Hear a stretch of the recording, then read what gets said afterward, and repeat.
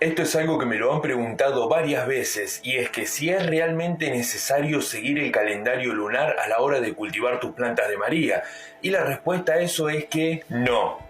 Y si sos una de esas personas que sostiene esta creencia, te invito a que primero veas el video antes de comentar. Acá tratamos de tirar la información de manera objetiva y hay que ser claros y decir que la relación entre las fases lunares y la fisiología de las plantas no está probada ni evidenciada. De hecho, ninguno de los libros, ni estudios científicos, ni artículos de revistas que han tocado este tema han podido justificar las prácticas agrícolas condicionadas por la luna. Además, tampoco hay evidencia en el campo de la física que respalde una relación causal entre las fuerzas lunares y la respuesta de las plantas. Toda esta información la pueden chequear en un metaanálisis publicado por la revista Agronomy en el 2020, en donde reúne todos los libros de texto, estudios científicos y artículos de revista que han estudiado esta relación entre las fases lunares y el crecimiento de las plantas. Partiendo de que el crecimiento y el desarrollo de las plantas está regulado por dos factores, los endógenos y los exógenos. Ahora, hay autores que proponen, para estudiar con más precisión el impacto de la luna en el crecimiento de las plantas, separar estos factores que determinan la cantidad y la calidad en dos, en factores bióticos y abióticos. En los factores bióticos encontramos claramente los que tienen vida, es decir, hongos, bacterias y todo lo referido a la estructura de la planta, y en los abióticos encontramos la composición del suelo, el pH, la salinidad, la temperatura, la humedad, el viento, la iluminación, entre otros. La potencial influencia de las fases lunares en el crecimiento de las plantas habría que considerarla como un factor abiótico y estudiarla con la idea de que siempre está presente. Los excesos o déficit de este factor principal y todos los subfactores que se desprendan de este factor principal que puedan sufrir cambios sustanciales o impactar y generar un efecto directo o indirecto en los factores bióticos que interactúan con las plantas es algo que aún no está estudiado. Hay algunos sitios web que tratan de relacionar la influencia de la luna con la agricultura biodinámica y el zodíaco para fortalecer este tipo de relaciones, algo que claramente no está evidenciado. Ya vimos que no hay evidencia que pueda respaldar un impacto contundente entre las fases lunares y el crecimiento de las plantas, así que ahora vamos a ver la información con la que realmente contamos para entender un poco más sobre el asunto. Un factor que se cree importante para sostener esta creencia es la capilaridad, que es la capacidad espontánea de un líquido para fluir contra la gravedad en un espacio estrecho. El ascenso de este líquido es el resultado de dos fuerzas opuestas, la cohesión y la adhesión. La capilaridad es alta cuando la adhesión es mayor a la cohesión y viceversa, pero también existe otro factor importante de la capilaridad, que es el área de contacto, que va a depender del diámetro de ese espacio estrecho. La capilaridad interactúa con otras fuerzas como la gravedad, y si hablamos de la gravedad de la luna, según la ley de Jurín, mediante una ecuación que se las voy a dejar citada en este video cuando lo suba a YouTube en la descripción, determina que el impacto de la gravedad de la luna sobre la capilaridad es insignificante. Cabe destacar que todos los autores que estudiaron y mencionaron las fases lunares en el crecimiento de las plantas lo hicieron de manera tangencial, sin llegar a aclarar nada ni tampoco a probar nada. Otro factor que trata de sostener esta relación es la atracción gravitatoria,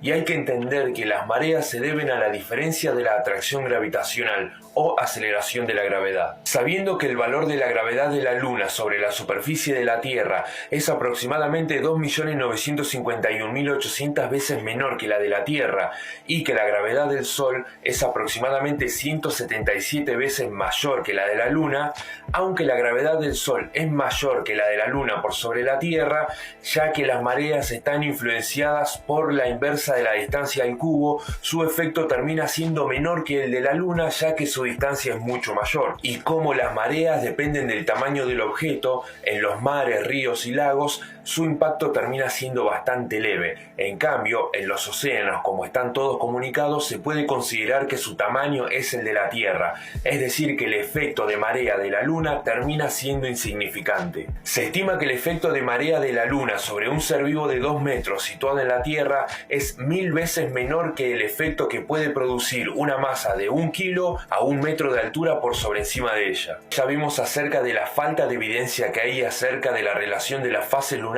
con el crecimiento de las plantas, y vimos 2 puntos de los cuales tratan de agarrar esta creencia. Ahora vamos con el último punto, que es la luminancia. La luz de la luna que vemos desde la Tierra no ve más que la luz del Sol reflejada en la parte blanco-grisácea de la Luna.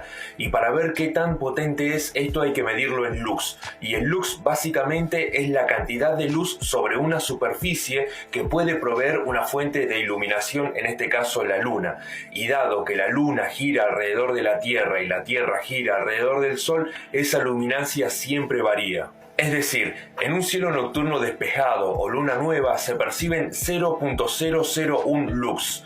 En luna creciente o menguante se perciben 0.01 lux. En luna llena se perciben 0.25 lux. En un amanecer o atardecer sin nubes se perciben 600 lux. En un día promedio con luz solar mínimo se perciben 32.000 lux. Y en un día con luz solar promedio máximo se perciben 100.000 lux. Es decir, que la iluminancia máxima de la Luna es 128.000 veces menor que el mínimo de luz solar en un día promedio y 400.000 veces menor que el máximo de luz solar en un día promedio. En conclusión, la influencia de las fases lunares en el crecimiento de las plantas no está probada ni evidenciada hasta el momento. Es decir, que solamente es una creencia. Ahora, yo les propongo un ejercicio para que ustedes no solo se queden con lo que yo les digo, ni con la evidencia que les voy a presentar. Lo que pueden hacer es cultivar dos plantas teniendo en cuenta las mismas condiciones, y una guiándose en el calendario lunar y otra guiándose con las necesidades que les están determinando sus plantas. Y fíjense que no van a poder percibir ningún cambio en particular. Es decir, esto es algo que yo lo he hecho porque lo he querido experimentar por mi cuenta y realmente no van a notar diferencias. Es decir, que no es necesario que se aprendan el calendario lunar para cultivar sus plantas de María. Pueden cultivarlas sin necesidad de aprenderse ni guiarse por el calendario lunar. Cuando ustedes hagan la prueba de cultivar esas dos plantas, una con el calendario lunar y otra guiándose por las preferencias y necesidades de la planta, se van a dar cuenta que no van a percibir diferencia alguna. Yo sé que la mística vende muchísimo en estos tiempos, pero mi misión no es vender creencias, sino basarme en la evidencia y brindar una información objetiva. Ahora, las personas que quieran creer en eso, yo no me opongo, todo bien.